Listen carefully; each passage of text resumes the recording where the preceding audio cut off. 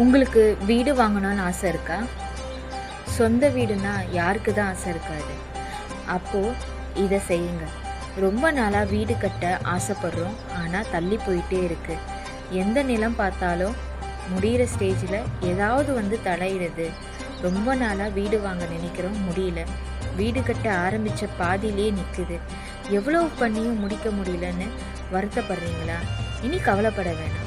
இந்த மகா கந்த சஷ்டி விரத நாட்களில் முருகனுக்கு நெய் தீபம் போட்டு இந்த திருப்புகழ் மந்திரத்தை காலையிலையும் மாலையிலையும் உச்சரிச்சுட்டு வந்தால் நிச்சயமாக முருகன் உங்களுக்கு அடுத்த சஷ்டிக்குள் கந்த சஷ்டி விரத நிச்சயமாக முருகர் அடுத்த மகா சஷ்டிக்குள்ள சொந்த வீட்டில் உங்களை உட்கார வைப்பார்.